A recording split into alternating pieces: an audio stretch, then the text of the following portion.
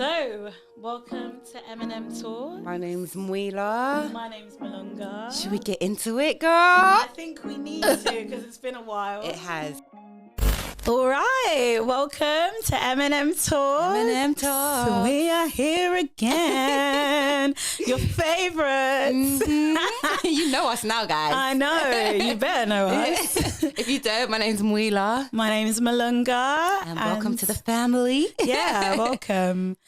Should we get into it? I think so. I think they're ready for the ick of the week. Ick of the week.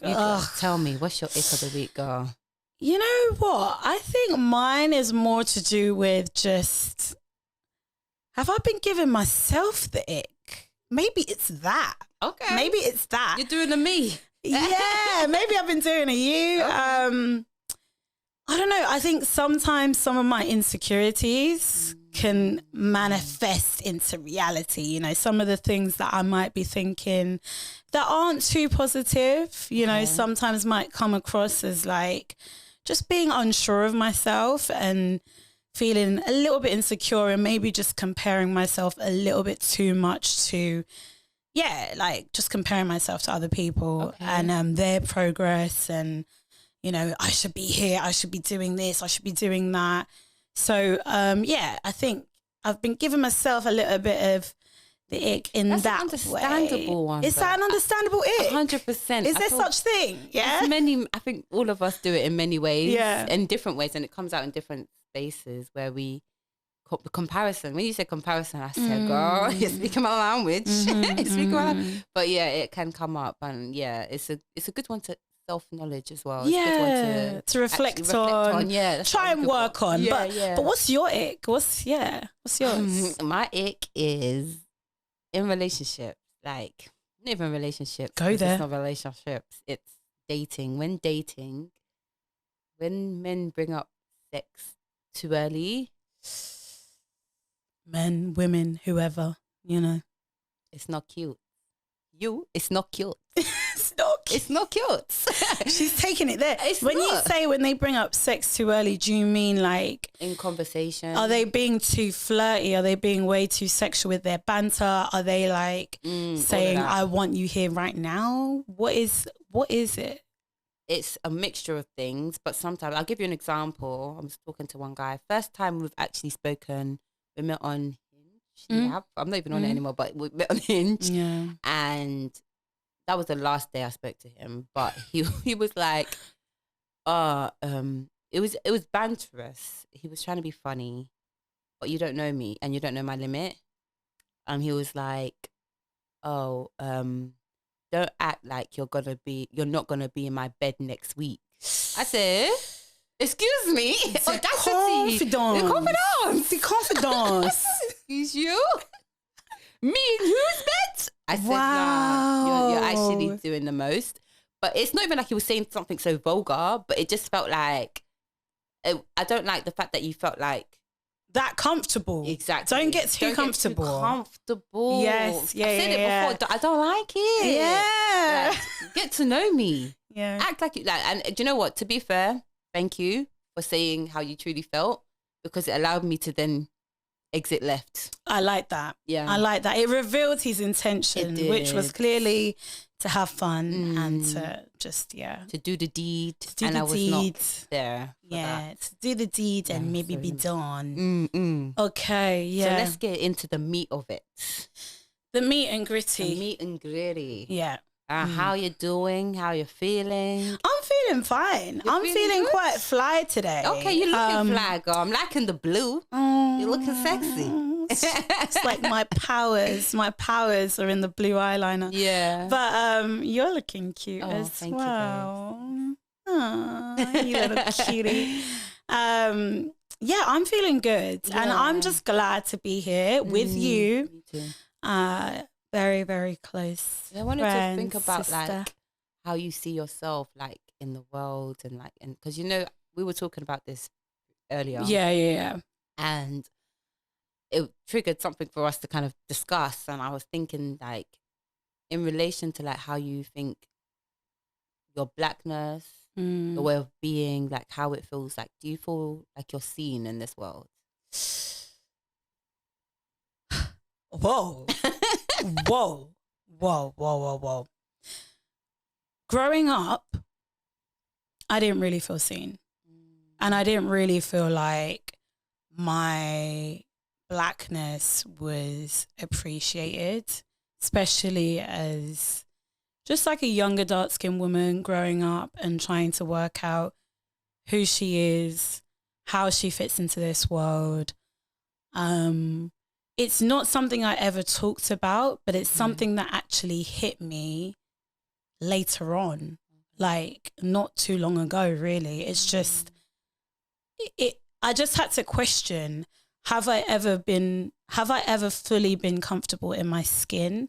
Oh. And not even just in the way of how I look, but how there's so much focus on that. And that makes you question who you are inside. And I didn't really think about it. When you're young, you're just playing, you're having fun. Yeah. You've got all kinds of friends. I have all kinds of friends from different backgrounds. But there was a part of me that I guess, you know, I was definitely like the late bloomer. Okay. I feel anyways, like focusing on boys and, oh, I really like that person and stuff. I went to an all-girls school, so like, honestly, I really didn't care about that stuff. I was kind of like a tomboy as well until later on. So for me, just feeling comfortable in my identity and understanding who I am, where I'm from, that has been an ongoing journey. And I think not comparing myself to anyone has, like what I was talking about when it comes to like some of my icks, and you know, that has yet again been an ongoing journey. But one thing I will say is that us beautiful Black women, we come in all shades, all sizes. Yeah. There's just a spectrum, a wide spectrum of beauty in so many different forms. Yeah. And I think that it's so important to represent that. Yeah. And unfortunately, I feel like I didn't see enough of that growing up. Okay. And I still don't feel like I see that as much. And in a way that's, you know, it's done respectfully. You know, it's not just done in a way of like, you know, in a trendy way. You know, this is the Black girl, and yeah, if she's dark skinned, she's got to have the shaved head and she's got to look like this. Or if she's lighter, she's got to look like, it's like, no, you can't box us. Yeah. And you know, I think celebrating each other and that womanhood is very important. Like, I feel like we always celebrate each other. Yeah. But yeah, for you, like how's it's interesting what you're saying around like not being seen in school, just in, because your area was quite predominantly a white area, wasn't it? Yeah, like something more like Essex, East Essex. And it's interesting because I didn't grow up in per se a white area. Actually, I did in some sense. It was mixed, but it was mainly white in my mum's area. My dad was different. It was a Black area, but so you got a bit of both. A mixture of both, yeah. But I think in primary school, I didn't realize. I think I was unaware of myself and my just celebrating my Blackness. Yeah. It wasn't a conversation that I remember having often or ever really. Yeah, because you're not always thinking about it in that way, maybe. But yeah. And it makes me think of, like, I do see on my way to work, I see this mum and her son, and it's so cute. Like, she's giving him affirmations. And guys, when I say it makes my day, I just hear a glimpse of it, because obviously I'm not like walking with them. So she reads out affirmations. Like, she's not really reading. She's just saying like his name. I can't remember his name, but I wouldn't even say. But like, she'll say his name is like Lewis. Yeah. And she'll be like, Louis, you're smart, you're beautiful, you're brave. And she would say, oh my God. And she was just like, Louis is like, you know, lovely. And I just hear glimpses of different things that she's saying, but you can tell that they're saying it as, and you can see how excited this little Black boy is, just so happy and joyous. And you could just see how like it's really hitting him. Like, you can, I think it would probably be words of affirmation, his love language as he grows. But like, you can just see the joy in his face. And I'm just like, wow, like it makes me think about like our generation and parenting. I think we see it differently, especially when it comes to making sure that kids are acknowledged and our Seen. blackness is seen, and not just outside of the household, but within the Yeah. household and within your first connections with people, because that's your family, you know, essentially. And it like what you were saying and thinking about that boy just made me realize a lot of what it can bring up, you know, just naturally, like a feeling of not being seen when society's telling you like you need to look this way or you need to present like this. And you're in music industry, you're in creative industry, and so being pigeonholed is a natural element of that. It happens all of the time. Yeah. And I think it's just like, it's horrible that in our society that it's still so, that the conversation around beauty in different races is still something that's A conversation. like, yeah, it's interesting, and it's quite like, it's weird. Yeah, it feels like, I know, yeah, it does. like even having to sometimes talk about it because there's so much to unpack. And I remember I was talking to my sister and she made a comment that was really interesting, but she's like, you know, race isn't something for us Black people to necessarily unpack, or, you know, well, maybe in ourselves, but it's not a conversation we always need to be having and with other races, you know, because it's like that book, you know, Why I'm No Longer Talking to White People About Race, or, you know, there's nothing necessarily to prove. Yeah. When it comes to, I don't think there's anything to prove or to try and get other people to understand. Sometimes you do feel like like it depends, like in certain situations, sometimes like I've heard people say things and I'm like, I don't want to not say nothing. Do you get what I mean? Like I feel like I need to say something. So my sister mentioned to me that, so recently there was a situation where I was talking to someone, not from the same background as me, or culture or race, but I could tell that they were working through their racial biases, their whiteness, their kind of understanding of what it is to be around someone Black and to be around a Black woman. And we hold so much power, and women in general hold so much power. And I think that sometimes we can challenge men in a different way.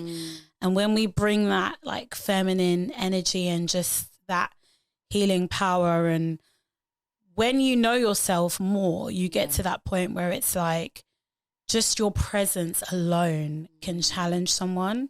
And I think this person was struggling with their own understanding.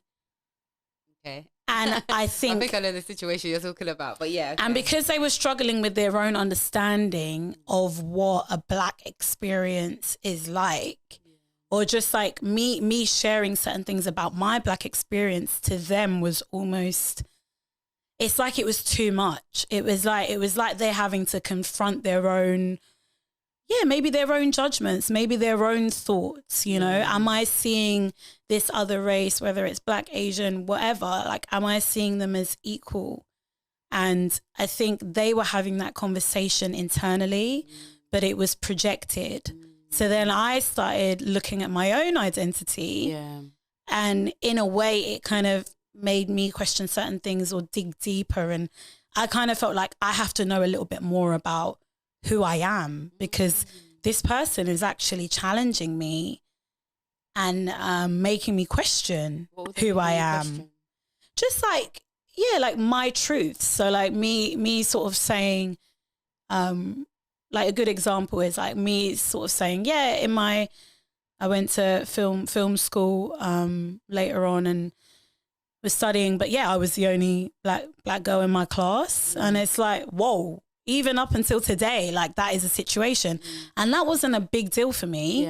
I shrugged it off, but then it started to become an issue when I realized, I'm speaking my truth, but no one really hears me. And it's like, I want someone to speak to. And I actually want someone to collaborate with that actually understands and gets it without me having to explain. Yeah. Because it gets tiring. It does. And then I want certain roles to just be open. Like they don't have to be specific in that way. Yeah. They can be specific in terms of their backstory or, you know, things like that. But in terms of how the character can look in any way, really. It doesn't, there's so much focus on this that it's kind of making me feel uncomfortable. And so it's like me explaining my struggles in that to this person. Yeah, they just didn't really get it. But on top of it, I felt like they didn't acknowledge it, but it was kind of,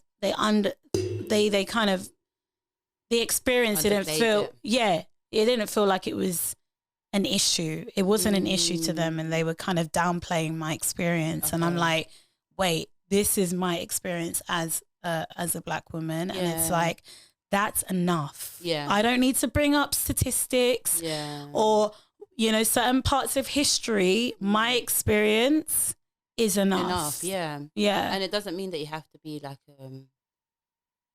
it's almost like you said, like bringing up like statistics and all of these things. You have to present now this whole kind of structure of why you've come to this conclusion.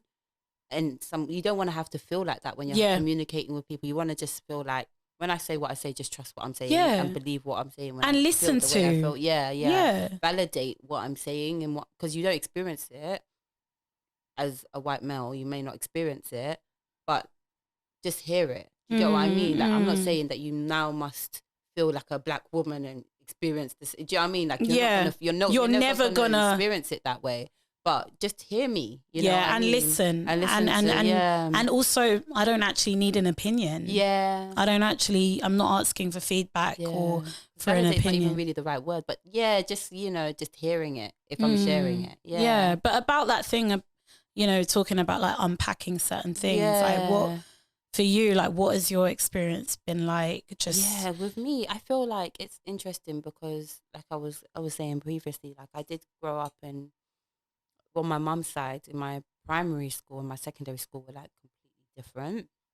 And whereas my primary school was, I think, mainly more white, and my secondary school was mainly more like Black.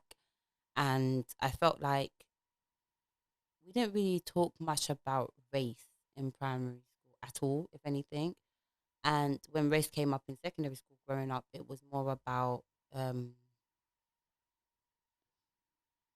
like history, but then it also was things in relation to like what was happening in context within us. So like, for instance, with hair became an issue because in some schools it was accepted to wear. I remember like sometimes it was like if you're wearing braids that were like this color or like a brown, it's like you couldn't. And they were like, you need to take it out. And I'm like, people, you know how long it takes to do single plaids? Yeah. Like, it's not like just, you can't just tell someone, just take it out. Yeah. Like, but like, I think it became like this thing of like, oh, this has to look, you have to look specifically like this.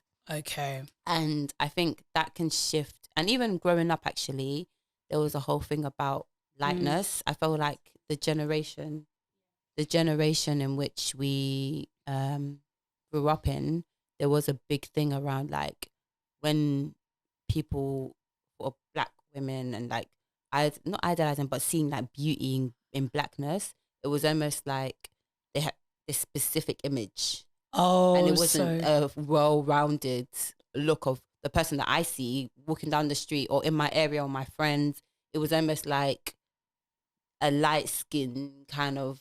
So that was away from Blackness, you know. So that was kind of what my images were being portrayed to me, even though I knew it wasn't true, being portrayed to me as what beauty standards were around Blackness as well. So that was something that, you know, played an element for me growing up for sure.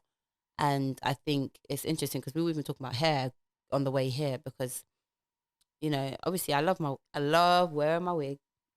I love wearing my straight wigs. You got your variation. For different moods. I do different moods.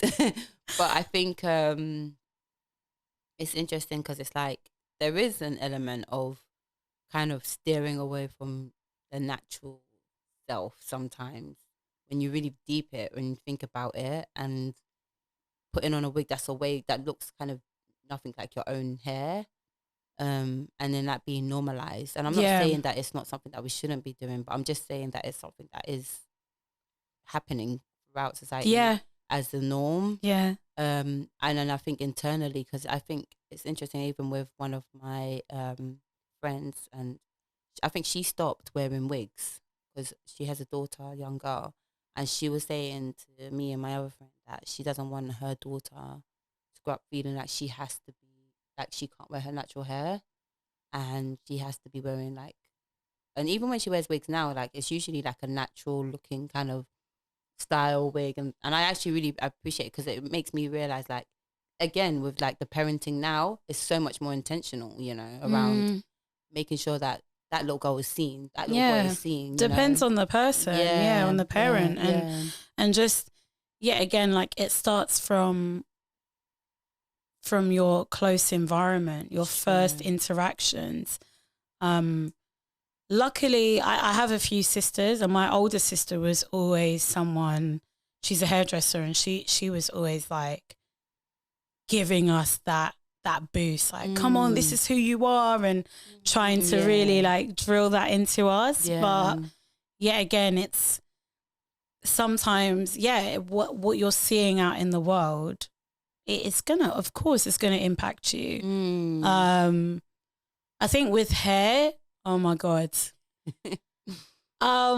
like I always, that the journey of hair is something else. I don't even know where to begin with that. But one thing I can say is that having my natural hair out in its kinky, natural form, like curls, whatever it is, like whatever the texture is, I didn't always appreciate how I felt like that was seen as untidy.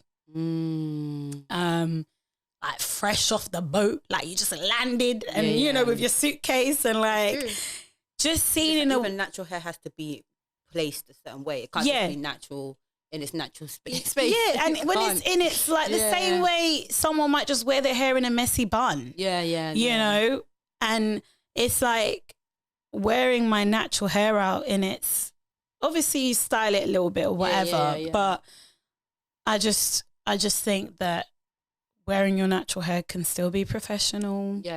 It's still beautiful. It's still all of these things, but it's more to do with like sometimes feeling like there's negative connotations attached to your natural being and your state of blackness. And it's like, it's flipping it around and realizing that that is something that has been put on us rather and something that we don't need to be accepting, because it's what you're telling yourself, and it's making sure that in your environments that, you know, you're positively feeding yourself. And I think it's good, like, you know, like us like sharing as well, like, and even celebrating each other and like black women coming together and celebrating each other and being a support system with it. Because sometimes we can even do it to ourselves as well, in the sense of like throwing out negative connotations or just being like negative and looking at each other in certain ways, or looking at women. Do you know what someone even said to me though? Sorry, just quickly. Someone even said to me, like, why do I have to be excellent? Like, why is it, you know, as a woman, like, do I have to present in this perfect way? As a black woman, it's like there's this sometimes like this pressure to be a certain thing. Like I have to wear this dress, the wig, the hair's got to be laid, you got to have the slick, like everything just has to be so on point. And I think it's because sometimes we see, you know, especially on TV or whatever, when we see that they're not representing us correctly and we're just feeling like we're looking at the screen like, girl, you know, you want to be there. So I think we judge each other harshly. We do. We judge each other so harshly. We need to stop that. Like if she's got a messy bun and she's got the bonnet on or whatever, I'm sorry. I think sometimes it's okay. Be if the person's average, happy be with normal. how they feel, Yeah. then let them be happy and be in their way of being. Do you know what I mean? It Yeah. doesn't mean that the person has to be like the best of the. Do you know what I mean? Like, and so I think that is so important because, especially as women, like beauty standards are created in ways that we just feel like, I don't know, almost like it's like unachievable. Like, just in general, let alone as Black women as well. Do you get what I mean? It's like these pressures to have to look a specific way, and then beating people against each other as well. I think that's also something that just needs to stop generally, and in our society as well. Like, yeah. But I do think once you know, like right now, where I'm at is, I know who I am a lot more, a lot more than before. Yeah. And that actually gives me all the confidence I need. Yeah. I think it's so important. What got you to there? What got me to that point? Yeah, to knowing who, from the person that felt like they weren't seen and represented, to now feeling like you know who you are. I think that trial and error, experiencing different environments, just being in, it's not like I've ever felt like I need to just stick to one thing. I need to be around only Black people. I need to be around only. It's like my idea of life in general has always been about coming together as people, because we all bleed the same, So ultimately, although we're like touching on identity and race and things like that, because that is still important, like understanding your roots, I think where I'm at now is just accepting that it's not something that I'm wanting to always focus on. Like, for example, if I'm going for a job interview, I'm not going in with that mindset that's like, I might be the only Black person here. I might, because if I'm going in with that mindset, it's like, for me anyways, it's a little bit defeatist. It's like, why am I different? Why am I making myself different? Yeah. Or like, I might be the only woman here. Like, it's like, I'm going for this job. I'm qualified. I have the experience. I have the confidence. And that's what I'm going to focus my attention on. Yeah. So, I think through all my different experiences and getting into my own Zambian zest. Come on. And creativity and like, I think that's what's got me to a place now where I can say that, I have my doubts and my insecurities sometimes, but ultimately I'm confident in who I am and how far I've come. Yeah. And I'm focused on growing and healing that little girl that might have not always felt like she was seen or appreciated for who she was in her natural being. For you, what would you say? I would say the same, in the sense of like, I feel way more confident now as who I am than I was growing up. I think I had a lot of insecurities as a young girl, not just around my Blackness, but even around beauty, around just so many different things. Working out your body and my body, everything was like quite, everything was questionable for me. When you're young, it's child, like that. I was like, what's happening? I don't know, I look like this person on TV. Why do I look like the box from, what was it that, what was it, the relaxer box with the girls? I used to God. Be like, I didn't want my hair to look like this. Relaxer. And that's just a conversation in itself. But like, I used to think like, why don't I look like what is being pushed to me or being presented to me as what a beautiful Black woman looks like. And so I internally felt like I'm ugly. Do you get what I mean? And that was like, almost like, I would almost say it in ways that was like, oh, I'm the funny one, or I'm this one, or I'm, do you know what I mean? But ultimately I was just saying like, or the one that the boys get along with, like they banter with, but they're never looking at me in that way. They just find me. Just one of the, I'm one of the guys, I'm one of the guys, so I'm just funny and that's it. Yeah. I've got the personality. And you even overplay it. Exactly.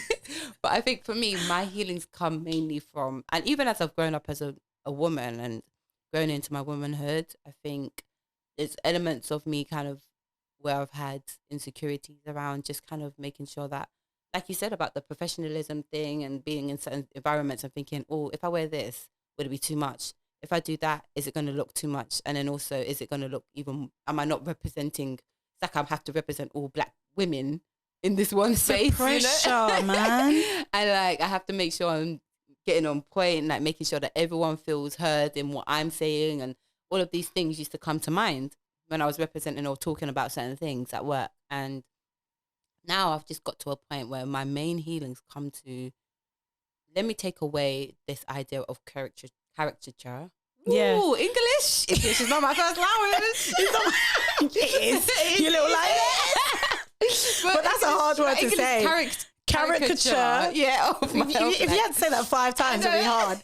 Caricature. Yeah. Of blackness. Let me take away all of that. Take it away, because we're not creating that. We didn't create that. I didn't create that, but I've now become into it. Do you get what I mean? And I'm now trying to be the yes girl, and also the one that knows all the facts, and the freedom fighter, and the yes queen, all of these things. Like I can't be everything at once. Yeah, let me just I'm just a find person who I am and just be who I am and be okay with that, and allow myself to say, okay, if I've said something that I feel like, okay, I need to grow on that, but let me just, me being who I am and like living my life and enjoying and building and learning and maneuvering in the spaces that I am in is enough. Yep. It's enough for me to just be. Enjoy. And enjoy. Have enjoyment. And like have spaces for me to have fun and do you know what I mean? Let me not. And obviously there's space where you need to be more serious about certain things and talk about certain topics and have the understanding of what it is that like our history is and our ancestors, you know, have been through, or even just our family history. And that's why I am curious. Like I do ask my parents a lot about like, okay, what was grandma like? What was grandma? Do you know what I mean? Different tribes and things like that. And I try to, take note of that for my future children. If God gracious, I will have them. But like one day, but like my future kids and their kids, and like so that they know, like when they're asking questions to like their like parent at that time, what was grandma like? Do you know what I mean? They can they can have something that was like grandma was like this, or grandma the knowledge of who I was as a person, and allow my healing to come through into that generation. And not to hold this stifleness of like confusion, you know. That's it. And it's like, it's letting go of that pressure and that weight. I am just a person. We are just people. And it's like, I think in so many ways we are just stronger together. And when you focus so hard on race, on sex, on finances, on all these things that actually just bring, I think, you know, religion, all these things, it's like, it can feel like it sometimes takes away the humanity of just, of accepting. And it sounds very like hippie, but accepting and loving each other, and actually getting to a place where it's like, sometimes conversations are difficult. Like when I was telling you about talking to that white guy that was unpacking maybe his biases and all the rest of it, but I was there to sort of witness that in a way. And it was like, you know, but that was a conversation that he needs to have with himself maybe, or that other people might need to go behind closed doors, and if they want to dig deeper into and educate themselves. And if you feel close enough to someone, maybe ask that question or have that difficult conversation, because you might not understand and might want to know more of. That's absolutely, for me, I'm that kind of person where it's like, that's fine if I want to have that conversation. Sometimes I'm tired of it and I don't want to. Sometimes we have to. But sometimes we might have to. Because like, even as you were talking, I was thinking about like, even there's certain areas where it's like so necessary, and that's when it's like impacting our lives, like in the health system, for instance. The health system. And when it's like, speak on it. Speak on it with your chest. I don't want to cry, but okay. So like when it's moments where it's like you feel like you're not being seen in a medical space, or your voice is almost like you're saying certain things and you're there's no one listening or taking you seriously. or saying like this hurts, and it's like it's almost being washed over. Do you get what I mean? And it's not being seen as, let me try and take this person. Do you get what I mean? And then you start to like, obviously we know statistically, like with Black women, like that we're not being like in the health system, that we've been dismissed in many ways. Yeah. And it's impacted our health in so many ways. And even how medicine has been created, it doesn't look at our structure and our beings and the way we are and as we make up as well. So it has an impact on us ultimately.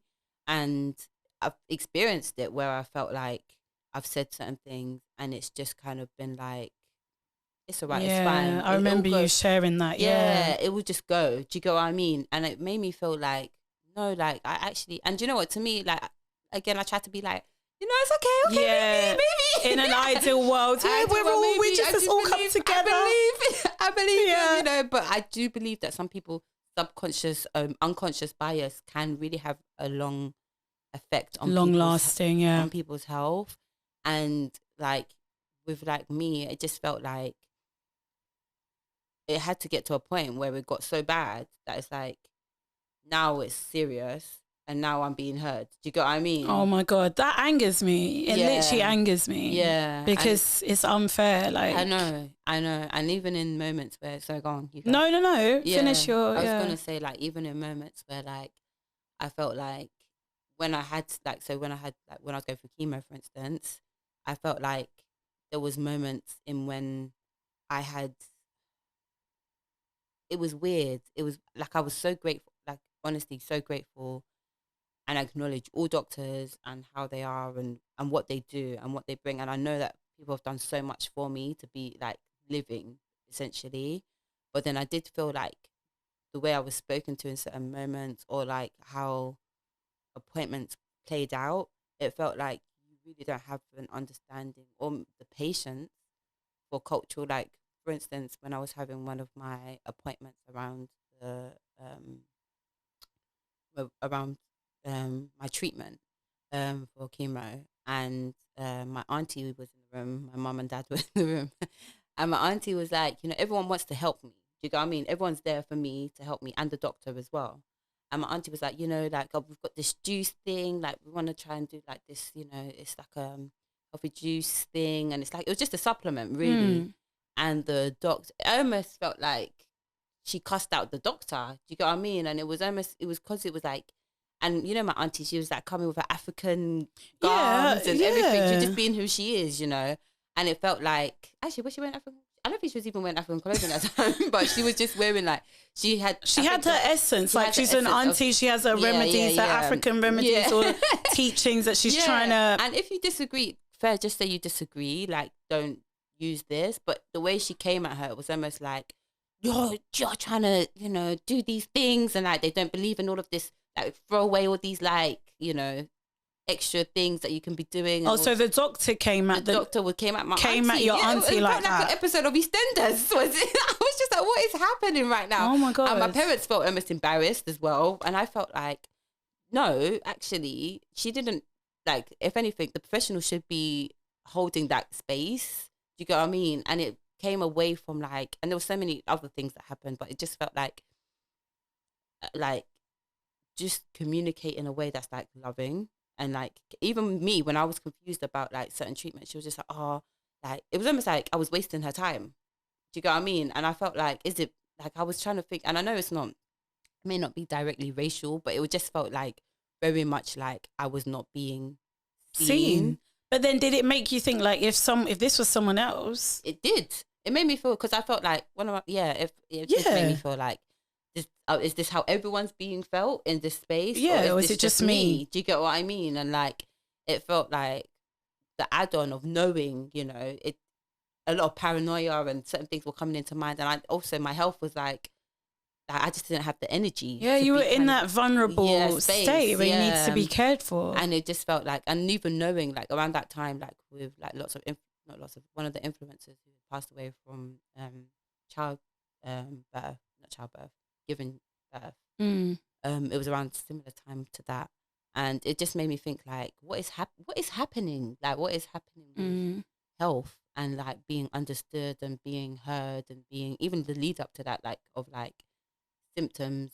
You know what I mean? Like, why is it that sometimes when I speak to my friends on the phone and they tell me what their GP is saying is just dismissing everything that they've said about their symptoms, and it's like, at least listen and hear. Do you know what I mean? I know you've got a tight time constraint. I know you're busy. Yeah, and the system of health at the moment and the system in general in this in the UK is just there's so many. Yeah, all of it being privatized is making it worse and making it. I think it's tense. It feels like it does feel a little bit hostile and like a tense situation sometimes. Yeah. Did you ever, in that situation where you did feel a little bit uncared for, or like the doctor was, was dismissive? Did you talk to them directly at one point about how you felt? And I didn't, but my dad did. I didn't even know. Oh wow. Yeah, my dad did actually. Good. He sent an email. Go on, Daddy. A loaded email, and I had a whole big meeting. I didn't even know this happened. And yeah, I'm grateful that he actually stood up and actually spoke, on my behalf without even me knowing. And like it's interesting because I don't think I would have known how to kind of. That's why I'm saying like it's important that we kind of find space for us to have these conversations, but then also be able to know how to communicate that in a way that's going to impact other professionals and the future of like how things work for the next generation. Or So. And it is, you're right. It's like advocating for ourselves in so many different ways and creating those pathways for each other. And although it can sometimes feel like a pressure, it's important, and there's a reason why we're having to do that because unfortunately the system isn't serving in that way. It isn't always.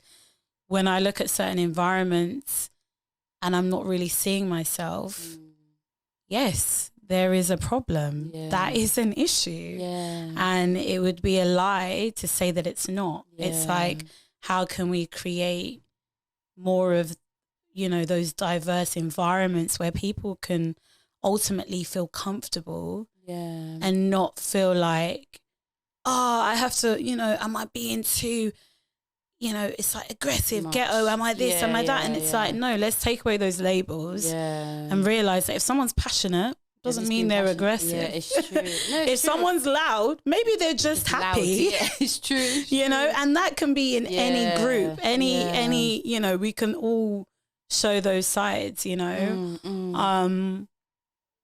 I do feel like I'm really happy that you made it through just your treatment and chemo and like not to get all soppy and everything, but I remember that time was it was a dark time, but I think all of us, and I know you saw me, and I'm grateful for you as well because you really did help uplift me and like just be there for me and like really just care for me as well in many ways. And I know it was COVID time, so it was difficult for really people to physically be there, but like you really did like show me like that love as well, and it just really like honestly helped me in many ways and fighting through as well, and having that community, like just even though I remember one day you were like, "Oh, I'm coming to get you," you're coming to my house, we go, celebrate and like have a dinner, have a meal, and like just kind of like be living, and like remember that you don't have to, even though you're in sickness, you don't have to be in. You live as well in this space, and that was like really, it's important in those moments as well. You honestly you're an inspiration for just like like real talk, like you're an inspiration and just getting through what you've gone through in that way and still choosing to work on yourself, get up each day, choosing to smile, choosing to give.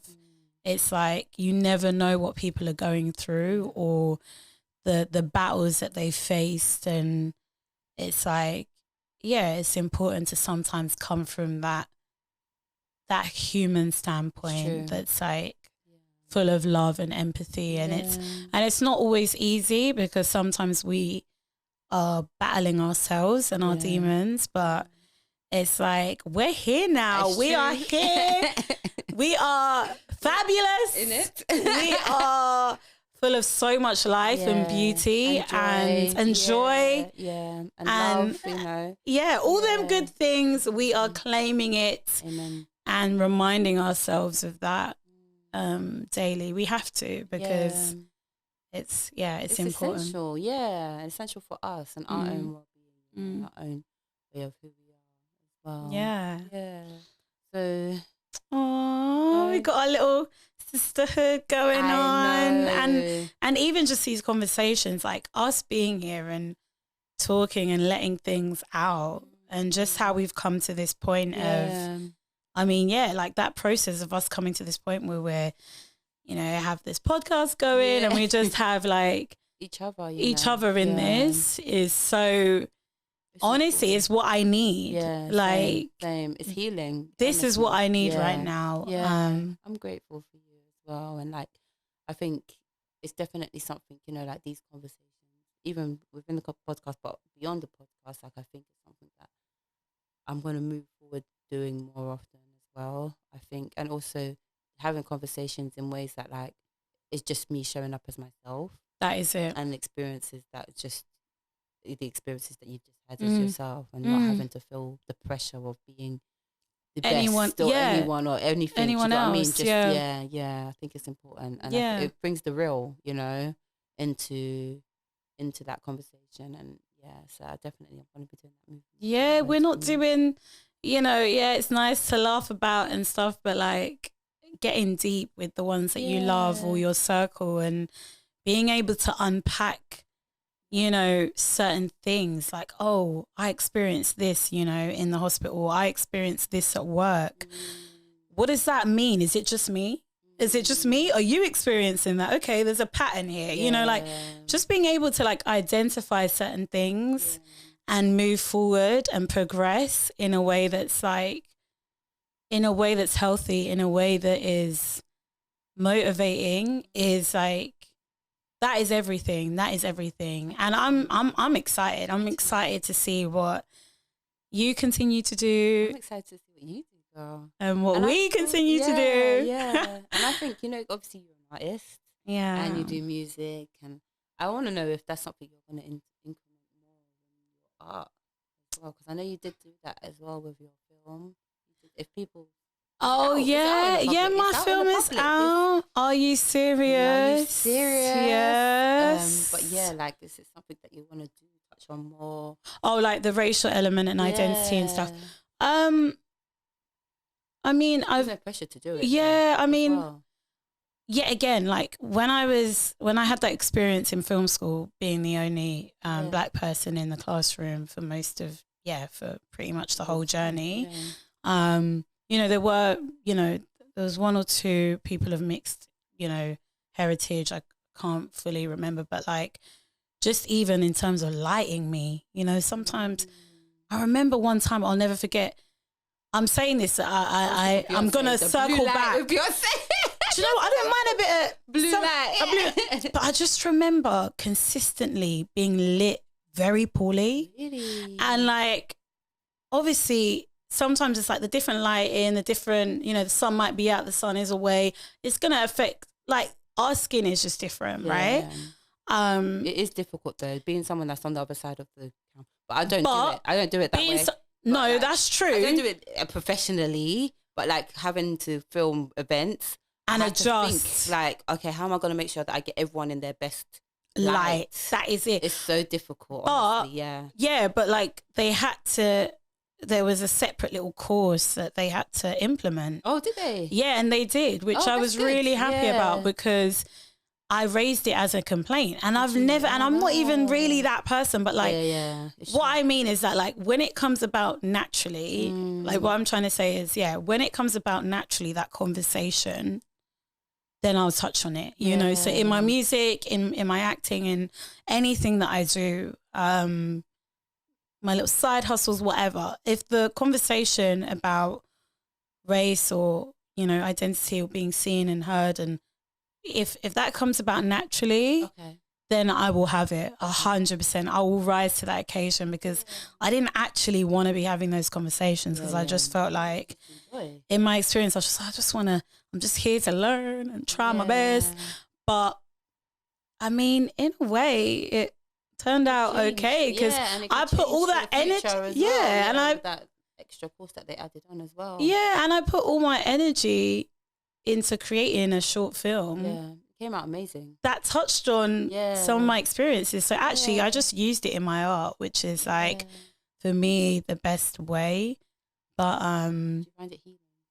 yeah, I think so. I think so. I mean, for you in your working environment, do you feel like the racial? Comes Oh, up, it does. But it's, it does. I think subconsciously and unconsciously, like it does come up. And I work with people. Not to say too much of what I do, but like I think you have to be conscious around the people you're speaking with and your environment, the community. Like you have to kind of like make sure that, like you said, like if it comes up, that you address it in a way. Not addressing it makes it worse. Yeah, and addressing it in a way that's going to make an impact as well. And yeah, so I think for me, it's something that I'm aware of in many ways. It's something that I make sure that when I'm interacting with people, that subconsciously I just think about them, not just racially, but like just them in their totality.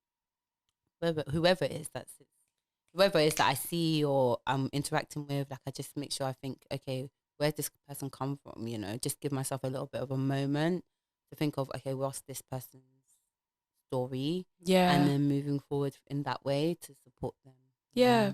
No, that's great. That's great. And you can feel the difference. All I'm saying is you can feel the difference. You can always feel the difference when you're being treated equally. Yeah. And it's really that simple.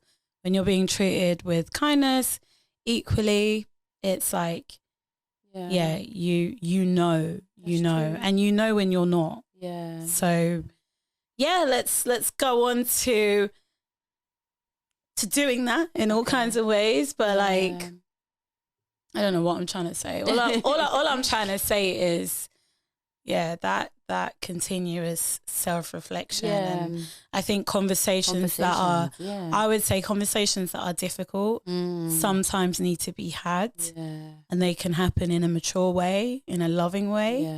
And if you don't feel ready for that conversation, taking a seat back and allowing yourself to get ready for that. Giving yourself grace. You know, I think that's gonna be my saying. Giving yourself grace.